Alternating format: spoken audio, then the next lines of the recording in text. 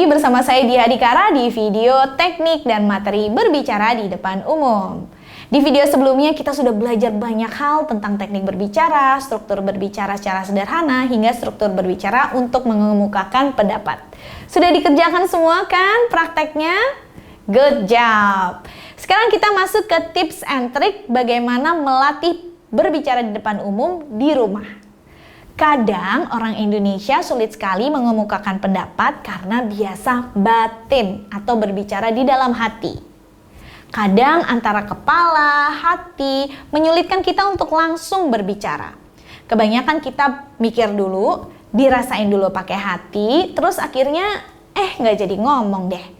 Nah, salah satu caranya adalah melatih berbicara spontan, supaya teman-teman bisa dapat dengan mudah, lancar mengemukakan pendapat. Ya, memang tidak bisa instan, tapi setidaknya ini bisa diterapkan untuk melatih kemampuan berbicara depan umum.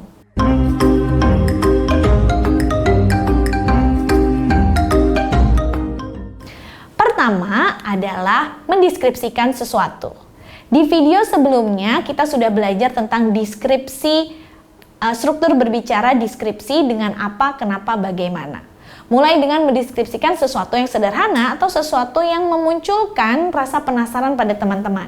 Misal, teman-teman lagi menunggu lalu melihat sebuah lemari.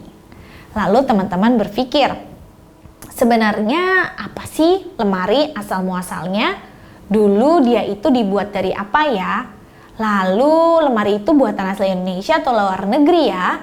Lalu bahasa lemari itu dari bahasa mana sih sebenarnya awalnya secara etimologi misalnya? Ketika kita melihat lemari dan muncul banyak pertanyaan dan kita tidak memiliki jawabannya, kita browsing di internet.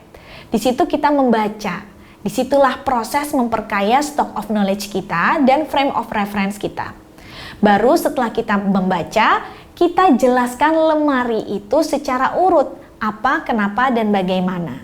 Misal, lemari itu ternyata berasal dari asal kata X yang bukan berasal dari bahasa Indonesia. Misalnya ya, lalu ternyata lemari ini awalnya digunakan atau berasal dari negara mana. Jadi teman-teman menjelaskan berdasarkan informasi yang didapatkan di internet. Jadi mulai dengan mengomentari sesuatu.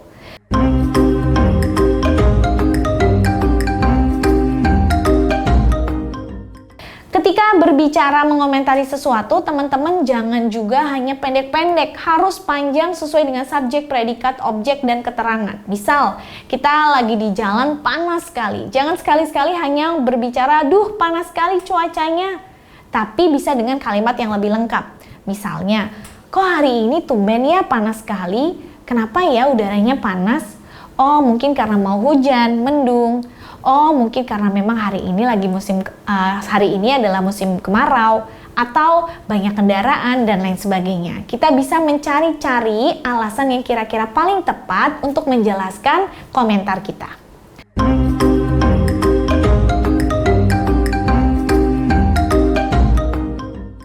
Setelah belajar mengomentari sesuatu, mulai dengan melatih diri dengan bertanya kenapa dan bagaimana. Misal kita lihat di TV, kok bisa ya TV ada gambarnya? Kenapa ya bisa begitu? Kita cari di internet lalu kita jabarkan jawabannya dengan lebih sederhana. Bagaimana ya proses terjadinya pelangi, hujan, atau bahkan badai misalnya ketika tiba-tiba kita lagi melihat fenomena itu di berita ataupun di luar gitu ya, di langit. Cari di internet jika kita tidak tahu, lalu jabarkan. Jadi di situ melatih apa yang kita pikirkan, kita jawab. Apa yang kita pikirkan, kita sampaikan. Apa yang kita rasakan, kita sampaikan.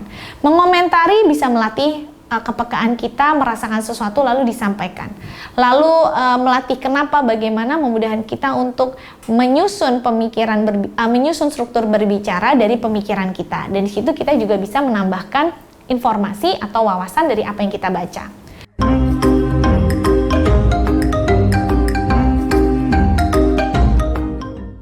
Lalu yang ketiga adalah menceritakan kembali. Ketika teman-teman menonton sebuah acara TV, menonton film, atau sesuatu yang menarik di internet, dicoba diceritakan kembali. Misal teman-teman menonton film pendek yang sangat menarik berdurasi 5 menit. Ketika menceritakan kembali tidak boleh 5 menit, harus kurang dari 5 menit. Misalnya 1 menit, 2 menit, atau bahkan maksimal 3 menit. Di sini kita belajar menyusun apa yang kita lihat, apa pendapat kita tentang film tersebut menjadi sebuah kalimat yang lebih terstruktur. Di sini kita juga bisa belajar bagaimana merangkum sesuatu yang sangat banyak menjadi kalimat yang lebih efektif dan efisien. Misal teman-teman membaca satu buku yang sangat tebal, bagaimana merangkumnya menjadi presentasi dalam 1 jam misalnya, atau dalam pidato dalam 15 menit misalnya.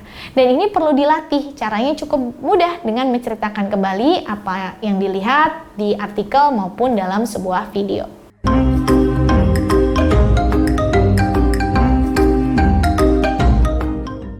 Dan yang terakhir, jangan lupa untuk melatih dengan merekam diri dalam durasi tertentu.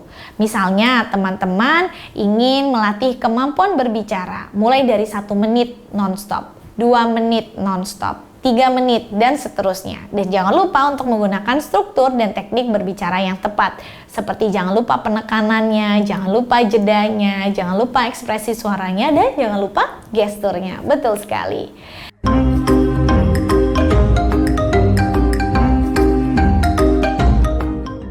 Dan yang terakhir, terus berlatih dan buat teman-teman yang ingin melatih teknik berbicaranya, seperti misalnya mengasah kembali ekspresi berbicara, mengasah kembali intonasi, teman-teman bisa belajar dengan membaca banyak dongeng anak. Dan bayangkan ada anak-anak di depan teman-teman yang mendengarkan teman-teman bercerita. Gunakan ekspresi wajah, gunakan ekspresi suara dan gerakan tangan untuk menarik perhatian si anak ketika teman-teman menyampaikan cerita tersebut.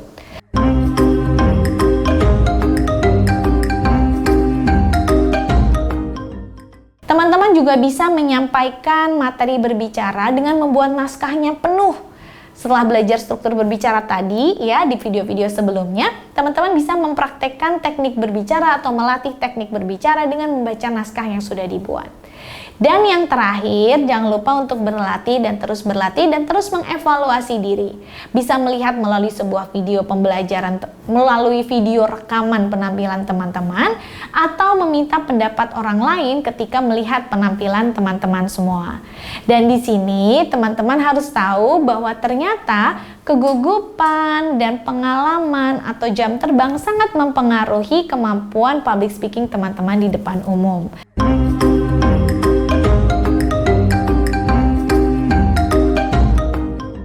Jadi minimal 8 kali teman-teman pernah berbicara di depan publik untuk bisa mengatasi gugup, grogi, atau demam panggungnya. Nah, itu tadi tips and trick dan seluruh pembelajaran tentang bagaimana sih berbicara di depan umum yang baik dan benar. Kita simpulkan ya. Di dalam video pembelajaran yang pertama, kita sudah belajar tentang apa itu definisi public speaking, kenapa kita harus belajar berbicara depan umum atau public speaking. Di video pembelajaran kedua, kita sudah belajar tentang bagaimana mengatasi hambatan atau gangguan saat berbicara depan umum. Lalu yang ketiga, kita belajar tentang teknik berbicara. Yang keempat, tentang struktur berbicara sederhana dengan deskripsi, apa, kenapa, bagaimana. Yang kelima, yaitu membahas tentang struktur berbicara berpendapat dengan point, reason, example point, dan juga problem solution. Dan yang terakhir, tentang tips and trick berlatih berbicara di depan umum di rumah. Jangan lupa untuk ambil kesempatan ketika berbicara di depan umum, baik hanya sebagai MC, moderator, atau narasumber, atau teknik presentasi, kecil-kecilan aja di antara teman-teman, atau di antara di kelas, atau bahkan mungkin ketika teman-teman menjadi peserta webinar, acungkan tangan atau raise hand gitu ya, dengan bertanya langsung kepada narasumber untuk melatih berbicara di depan umum. Terima kasih atas perhatiannya, semoga apa yang disampaikan dapat bermanfaat dan jangan lupa untuk dipraktekkan. Mohon maaf jika ada kesalahan. Saya Diah Adhikara undur diri, sampai jumpa di video-video pembelajaran yang lain. Bye-bye, sampai jumpa.